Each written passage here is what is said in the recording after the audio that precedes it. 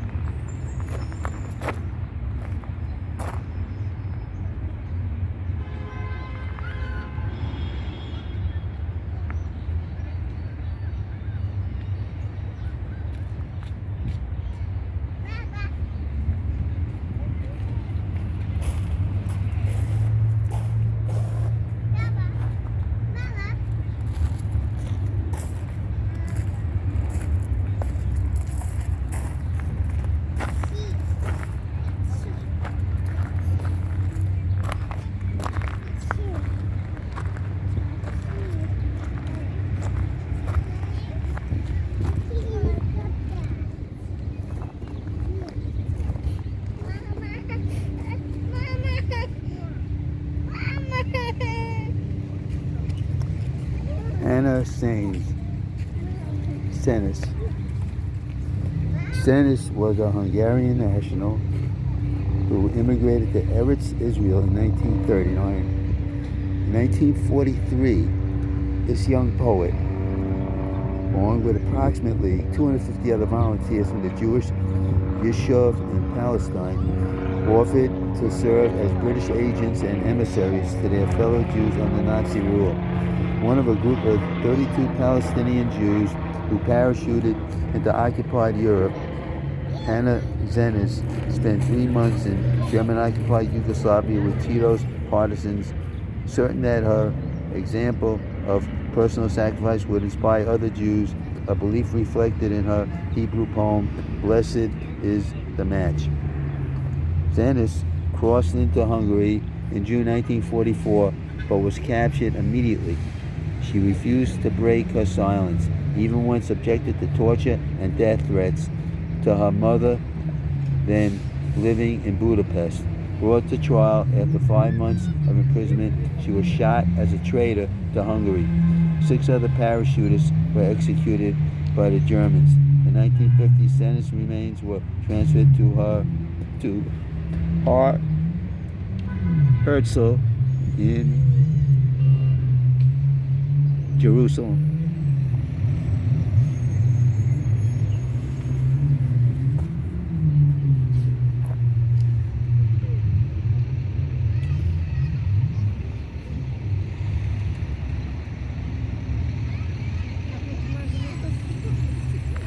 Death marches. Prisoners of the Nazis were forced to march for hundreds of miles, often under brutal conditions. In retreat from the rapidly advancing Allies, the zealous SS evacuated camps in Warsaw, Bor, Budapest, Auschwitz, Stutthof, Gross-Rosen, Buchenwald, Dora, Mittelbau, Dachau, and other sites from 1944 until the final days of the war. Thousands, mostly Jews, who lacked food and water and could not keep up, were shot on the spot. Approximately 250,000 lives were lost.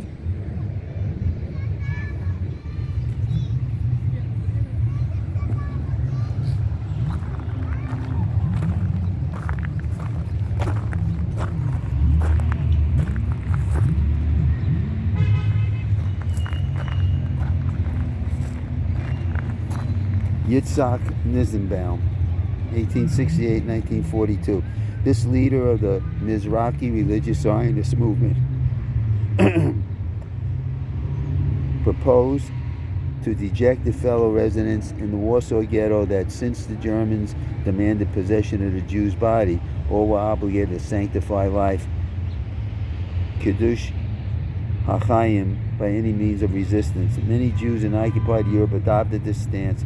They were determined not to fall victim to the Nazi plan for dehumanization and death. Rabbi Nissenbaum perished in the ghetto.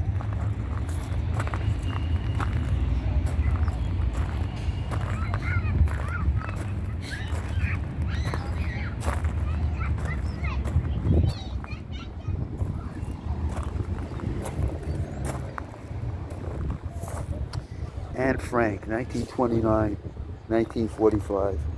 Born to a German Jewish family, Anne Frank moved with her parents to Amsterdam shortly after Adolf Hitler came to power.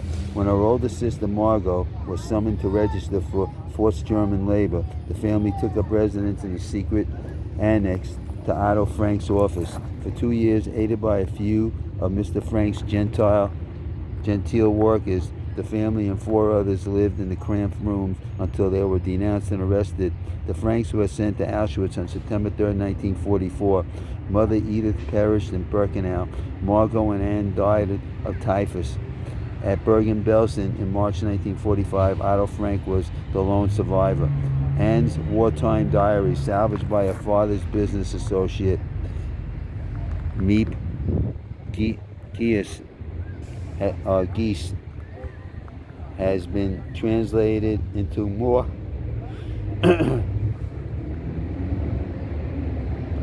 than 50 languages, with nearly 20 million copies published to date. The continued interest in this brave, sensitive young woman is a tribute to her irrepressible spirit in the face of the Holocaust.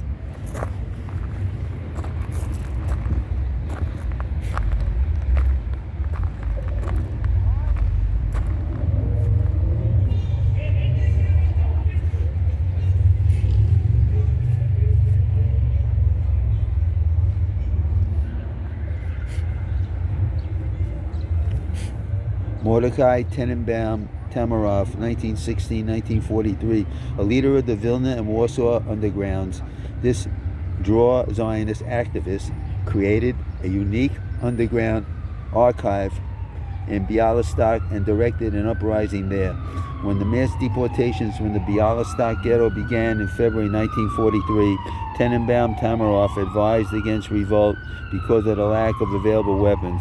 By July, he had united all the resistance movements and in August ordered an unsuccessful escape to the forest. Tenenbaum Tamarov fell, although some groups held out for as long as a month and a few reached the partisans.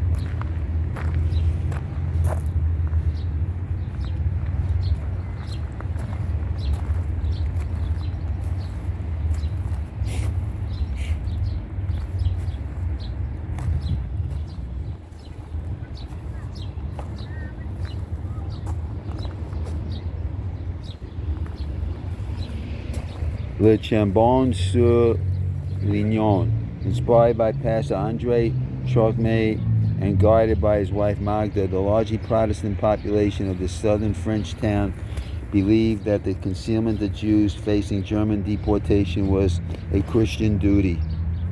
Some Jews were even smuggled into Switzerland with the aid of Pastor Edward Feist and others. Daniel Trocmé, a cousin of Andre, was director of a children's home in Le Chambon. Maison des Roches, where Jews were hidden. He perished in Buchenwald for his efforts to save Jewish children. Some 3,000 to 5,000 Jews found unique shelter in the Chambon and its environs between 1941 and 1944.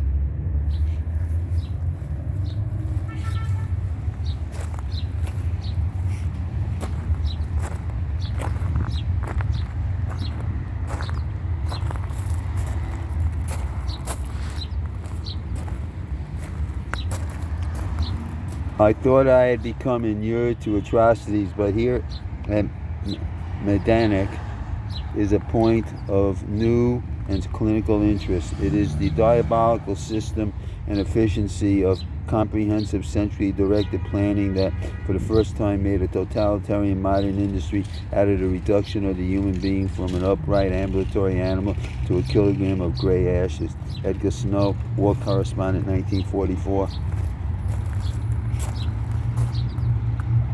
Chelmno, the first of the 6 Nazi death camps. Chelmno was the execution ground for prisoners from the Reich annexed western Polish provinces beginning in December 1941. Captives were crammed 50 to 70 at a time into stationary gas vans. Carbon monoxide was then pumped in Jewish prisoners were ordered to bury the bodies in large pits. Western European Jews, together with 5,000 gypsies from the Lodz ghetto, Poles, Soviet POW, 88 Czech children from the village of Lidis were subsequently sent to the camp for extermination. The camp closed in March 1943, but was reopened 15 months later to kill 7,000 more Jews from Lodz. In late June 1944, deportations from the Lodz ghetto to Chelmno began anew. By the end of August, these transports were diverted to Auschwitz to accelerate the pace of the Lodz ghetto's liquidation. From September 1944 on, efforts were made to destroy all traces of the installation. When the Nazis abandoned Chelmno in January 1945, the remaining 50 camp laborers resisted execution. Only 3 managed to survive when 320,000 people were murdered at Chelmno.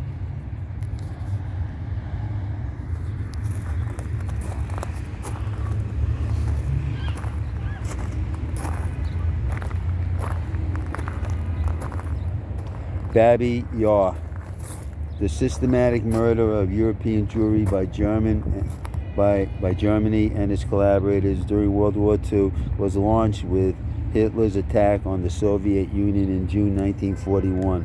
By the spring of 1943, when the German retreat began, the 4 Einsatzgruppen squads assigned to help implement the final solution had murdered 1.25 million Jews and hundreds of thousands of others. They were aided in the process by German and local police battalions. Of the numerous killing grounds, Babi Yar occupies a distinctive place in history. In this ravine, northwest of Kiev, an Einsatzgruppen unit commanded by Paul Blobel machine gun 33,771 Jews on September 29th and 30th, 1941. In subsequent months, many more thousands of Jews were captured and taken to Babi Yar to be shot. Some Ukrainians helped Jews go into hiding. A significant number betrayed them. Blobel oversaw the cremation of the bodies in 1943. 100,000 victims, the majority of whom were Jews, in addition to Soviet POWs and gypsies, died here.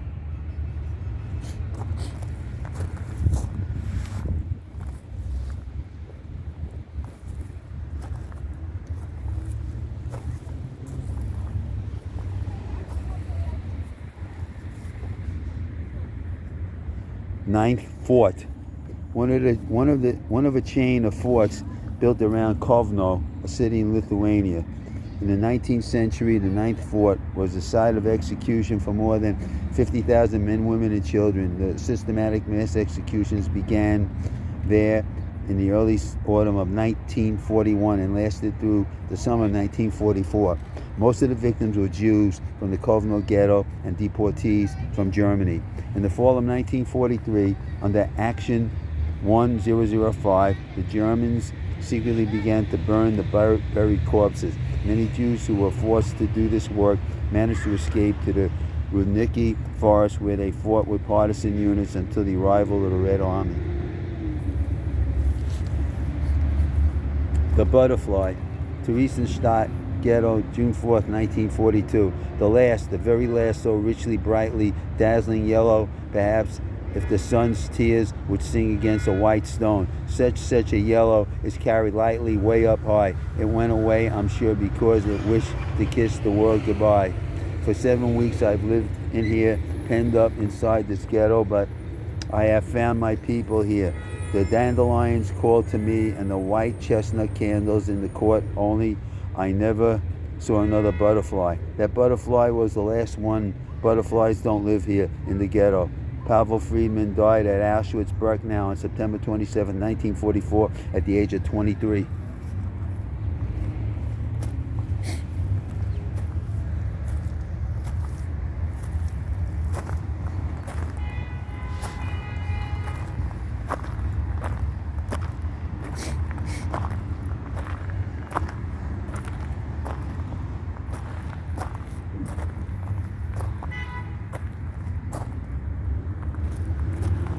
The anthem of the Jewish partisans. Oh, never say that you have reached the end, that cloud block out your very light of day, for the hour we long for yet will appear, our marching feet will thunder, we are here.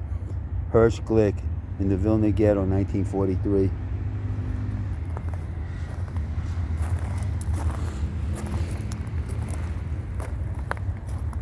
Dedicated to the memory of the Jehovah's Witnesses. Between 1933 and 1945, approximately 3,200 Jehovah's Witnesses were sent to the concentration camps. They were deemed voluntary prisoners because they could opt for release if they agreed to sign a statement that they had recanted their religious beliefs. Most Jehovah's Witnesses in the camps did not renounce their religion. Many of those who remained free lost their jobs, pensions, civil rights, and custody of their children. More than 1 in 3 died in the concentration camps. At least 1,900 Jehovah's Witnesses were killed under the Nazi regime.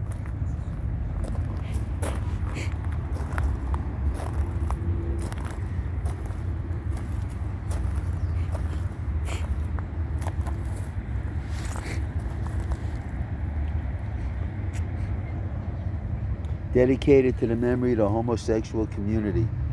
After the Nazis seized power in 1933, the persecution of homosexuals intensified in Germany.